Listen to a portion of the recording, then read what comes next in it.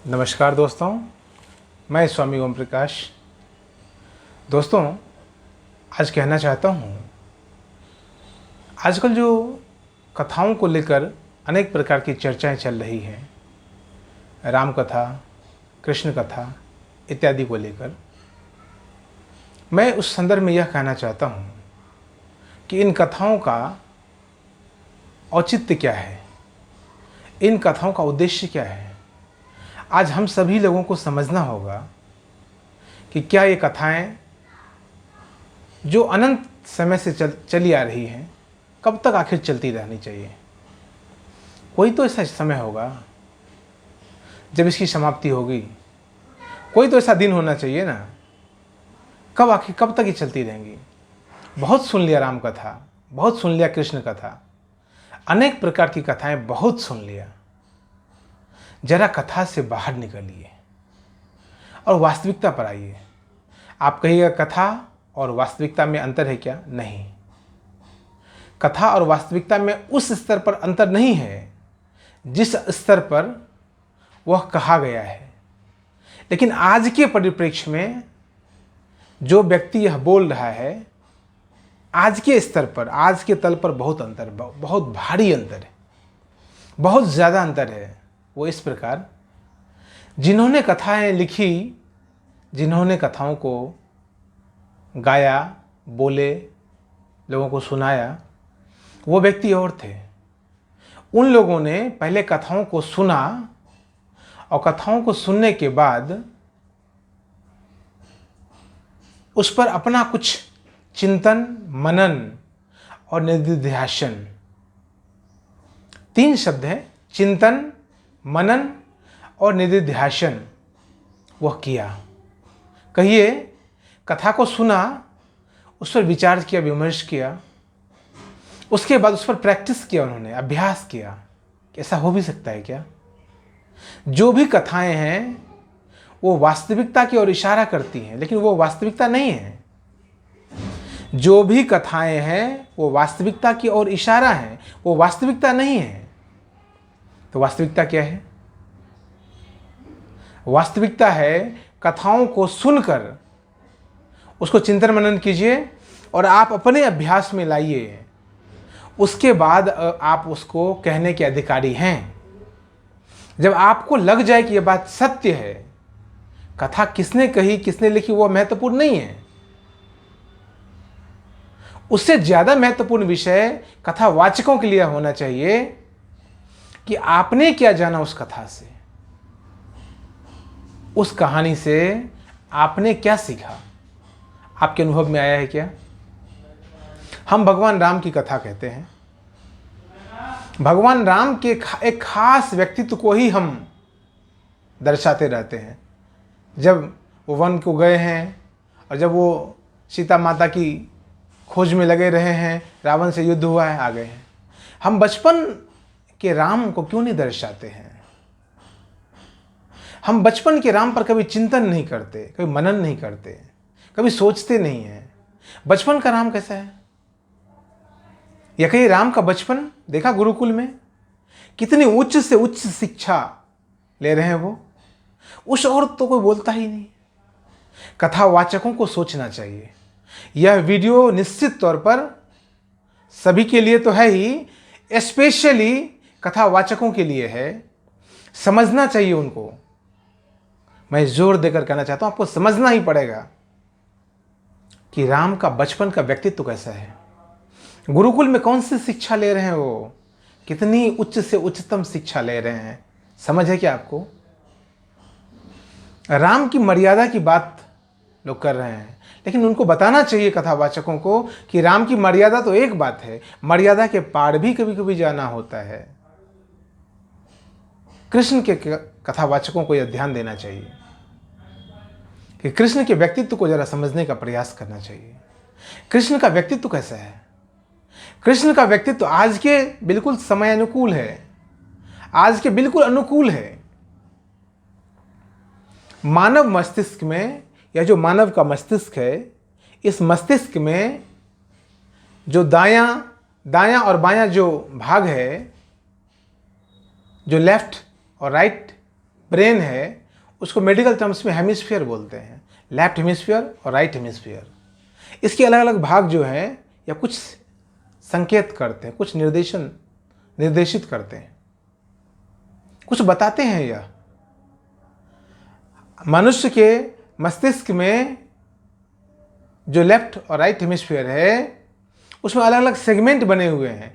8 segment इधर बने हुए हैं लेफ्ट साइड में और 8 सेगमेंट राइट साइड में बने हुए हैं। एक तरफ मैथ है, साइंस है, लैंग्वेज है, एडमिनिस्ट्रेशन है, ऑर्गेनाइजेशन है, कैलकुलेशन है, तो दूसरी तरफ स्पिरिचुअलिटी है, डिविनिटी है, स्कल्पचर है, म्यूजिक है।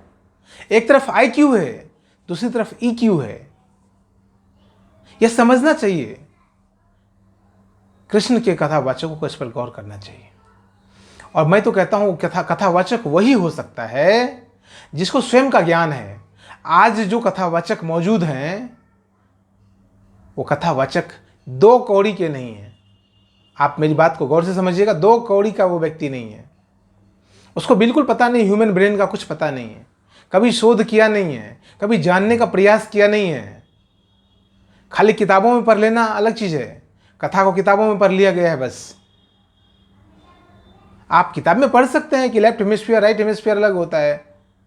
ब्रेन के कुछ ऑर्गन को आप समझ सकते हैं, मेडुला ऑब्लोंगेटा है, मिड ब्रेन है, पोन्स है, हाइपोथैलेमस है, थैलेमस है, पिनियल ग्लैंड है, पिट्यूटरी ग्लैंड है। आप समझ सकते हैं, लेकिन उससे क्या, उससे कुछ नहीं होगा। उससे उसको पढ़कर बिल्कुल फिर पंडित हो जाएंगे जैसे वो कथावाचक बने हुए हैं। उसका प्रयोग हमारे जीवन में क्या है? कथा वाचन से कुछ भी नहीं होगा, कथा श्रवण से कुछ नहीं होगा। जो लोग कथा सुनते हैं उनको भी कहना चाहता हूं कि आप कथा सुनकर कुछ नहीं कर सकते, कुछ नहीं कर सकते। एक प्रकार की नपुंसकता ही पैदा हो रही है बस। आप कोई चीज सुन लेते हैं अपने कानों से, क्या होगा उससे बताइए? कानों से जो सुनना चाहिए वह तो आप कभी सुने ही नहीं। यह कान परमात्मा ने बाहर की तरफ जो दिया है, बाहर की तरफ खुला हुआ है, यह तो बाहर की चीजों को सुनने के लिए है। यह एक पहलू है, यह सिक्के का एक पहलू है। हमारे भीतर भी कुछ बज रहा है, उसको सुनने का भी यह जरिया है। वह सिक्के का दूसरा पहलू है और वह सिक्के का सबसे अहम पहलू है, वह सिक्के का सबसे महत्वपूर्ण पहलू है। हमारे भीतर नाद गूंज रहा है। जब तक आप नाद को नहीं समझेंगे, जब तक आप नाद को नहीं सुनेंगे, उस परम नाद, उस दिव्य नाद को नहीं आप श्रवण कर पाएंगे, तब तक कोई भी कथा सुन लीजिए, कुछ भी आपके भीतर बदलाव नहीं आएगा। अगर बदलाव आ सकता था तो कब से ये कथाएं चली आ रही हैं? अभी तक तो पूरी तरह से ट्रांसफॉर्मेशन हो चुका होता। भारत का एक एक व्यक्ति संबुद्ध हो चुका सुन सुनकर, लेकिन नहीं हो सकता। बाहरी चीजों को सुनकर, चाहे वो कितनी भी अच्छी क्यों नहीं लगे सुनने में, कितनी भी धार्मिक क्यों नहीं लगे, कितनी भी आध्यात्मिक क्यों नहीं लगे, उससे बदलाव नहीं हो सकता, उससे ट्रांसफॉर्मेशन नहीं हो सकता। आपका व्यक्तित्व, आपकी पर्सनालिटी निखर के सामने नहीं आ सकती। यह चैलेंज है, यह चुनौती है, यह अनिवार्यता है, नहीं हो सकता। वैसे ही जैसे आपका आंख है, या आंख बाहर की चीजों को देखने के लिए है, लेकिन भीतर भी कुछ दिखता है। आप कृष्ण के रूप को देखते हैं, बहुत अच्छी बात है। आप राम के रूप को देखते हैं, बहुत अच्छी बात है। लेकिन वह काफी नहीं है। वह सिक्के का एक पहलू है और वह ज्यादा महत्वपूर्ण पहलू नहीं है। मैं अपनी बात दोहराता हूं, वह सिक्के का एक पहलू है और वह ज्यादा महत्वपूर्ण पहलू नहीं है। उससे ज्यादा महत्वपूर्ण पहलू यह है कि अपने भीतर आप देखिए, आंख बंद करके भीतर कुछ दिखता है। किसी कथावाचकों ने आपको समझाया? किसी कथावाचकों ने आपको दिव्य नाद की जानकारी दी? नहीं। यह बस खाली तोते की तरह है, टपर टपर करते रहते, बस किताब पढ़ लिया और बोलना शुरू कर दिया। यह बहुत ही घिनौना काम है, यह बहुत ही घिनौना काम है। यह करने लायक कार्य नहीं है, यह बिल्कुल भी करने लायक कार्य नहीं है। जितने भी कथावाचक हैं, या तो तुम कथा करना छोड़ दो, या कथा करते हो तो पहले खुद को समझना सीखो। अपने जीवन को तो तुमने समझा नहीं और चल दिए ज्ञान बांटने। ज्ञान पहले पाना पड़ता है, ज्ञान की अनुभूति स्वयं लेनी पड़ती है। किताब पढ़ना ज्ञान नहीं है, वो तो इन्फॉर्मेशन है। भगवान राम के बारे में तुम इन्फॉर्मेशन दे रहे हो कि रावण आया और सीता माता को हरण करके ले गया, वो इन्फॉर्मेशन है। वो उसे विद्या क्या है? कोई विद्या नहीं है। तुम्हें समझना पड़ेगा उसको। पहले ज्ञान को जानो, पहले स्वयं को जानो। स्वयं को जानते ही तुम्हारे भीतर से स्फुटन शुरू हो जाएगा, प्रस्फुटन शुरू हो जाएगा। तुम्हारे भीतर जो परमात्मा आएगा, जो परमात्मा तुम्हारे भीतर जो भरा पड़ा है, वो जब फटेगा, वो जब फूटेगा, वो जब बाहर निकलेगा, तो स्वयं लोग तुम्हारे बातों से सम्मोहित हो जाएंगे। साधु जब कुछ बोलता है तो उसकी बातें लोगों के हृदय तक पहुंच जाती है। मस्तिष्क की भाषा अलग अलग है, गौर करना। मस्तिष्क की भाषा अलग अलग है, इंफॉर्मेशन अलग अलग है, लेकिन हृदय की भाषा सबकी एक जैसी है। जो साधु बोलता है वो अपने अनुभव से बोलता है, जो कथावाचक बोलते हैं वो अपने अनुभव से नहीं बोलते। पहले अपना अनुभव लो, पहले अपना अनुभव लो, उसके बाद तुम जो बोलोगे वही शास्त्र हो जाएगा। बड़े बड़े संतों ने इस पर कहा है, बड़े बड़े संतों ने कहा है साधु जो बोलता है वही शास्त्र हो जाता है। इसका मतलब यह है कि साधु स्वयं बोलता ही नहीं है, साधु बस शरीर को एक माध्यम बना देता है बोलने के लिए। परमात्मा कैसे बोले? परमात्मा को बोलने के लिए शरीर दे देता है। आप पहले समझिए इस बात को। वेद किसने रचे हैं? वेद किसने लिखे हैं? वेद ऋषियों की वाणी नहीं है, ऋषियों ने लिखने का काम किया है। वेद तो परमात्मा की बात को भीतर से निकालकर ऋषियों ने लिखा है। उपनिषद क्या है? चूड़ामणि, विवेक चूड़ामणि इतना प्रसिद्ध ग्रंथ है। एक नाम लेना क्या मतलब, अनेक अनेक प्रकार के ग्रंथ भारत में मौजूद हैं। दुनिया के किसी देश में उतना ग्रंथ नहीं जितना भारत में अकेले है। अनेक अनेक संतों ने जो कहा है वही शास्त्र हो गए, सबको प्रमाण है यह। इससे समझ लेनी चाहिए, इससे हमें सोच लेना चाहिए, इससे सीखना चाहिए कि साधुओं ने जो कहा वो शास्त्र हो गया। इसका मतलब क्या है? कुछ जानकर कहा है। हमें भी जानना चाहिए। जितने कथावाचक हैं ये 2 कौड़ी के लोग नहीं हैं, ये 2 कौड़ी के लोग नहीं हैं। बहुत ही जोर देकर कहना चाहता हूं इनको। मैं स्वयं सैकड़ों हजारों कथावाचकों को जानता हूं। अक्सर बड़े बड़े कार्यक्रमों में दिल्ली और देश की राजधानी और बड़े बड़े शहरों में मिलता हूं, देखता हूं बड़े बड़े ऑडिटोरियम में कथा हो रही है, खुद रो रहे हैं, लोगों को रुला रहे हैं। अरे कितना रुलाओगे तुम? रुलाने की जरूरत नहीं है। भारत को तो हंसाने की आवश्यकता है, भारत को हंसाने की आवश्यकता है। गौर करना, जब तुम रोते हो तुम्हारा आभा मंडल, तुम्हारा ऑरा सिकुड़ जाता है, और जब तुम हंसते हो, जब तुम प्रसन्न होते हो तो तुम्हारा तेज बढ़ जाता है, तुम्हारा आभा मंडल बढ़ जाता है, तुम्हारा ऑरा का लेवल बड़ा हो जाता है। उस दरमियान तुम्हें किसी प्रकार का संक्रमण नहीं लग सकता, उस दरमियान तुम्हारे शरीर में कोई रोग नहीं लग सकता। लेकिन जैसे तुम रोने लग जाते हो, करने लग जाते हो, आंखों को मिचलाने लगते हो, आंखों से धार बहने लगती है, उस दरमियान तुम्हारे शरीर में कोई रोग लग सकता है, कोई इन्फेक्शन लग सकता है, क्योंकि तुम्हारा ऑरा सिकुड़ गया। यह विज्ञान है। मैं शोध के आधार पर कहना चाहता हूं। यह जो भी बात आपसे कह रहा हूं यह स्वयं को जाना है तब आपसे कह रहा हूं। यह कोई रटी रटाई बात नहीं है, यह कोई किताबों में पढ़ी हुई बात नहीं है। लंबे समय तक इसका अभ्यास किया है, निधिध्यासन किया है, प्रयास किया है, जानने का प्रयास, और 24 घंटे प्रयास करता हूं कुछ जानने का, उसके बाद कुछ कहता हूं। मैं कहना चाहता हूं इस वीडियो में कि जो भी कथावाचक हैं उनको ये रोने और रुलाने का खेल समाप्त करना होगा। उन्हें राम के संपूर्ण व्यक्तित्व को समझना पड़ेगा, खाली किताबों से नहीं, अपने जीवन से समझना होगा। तुम कितना कर पाते हो?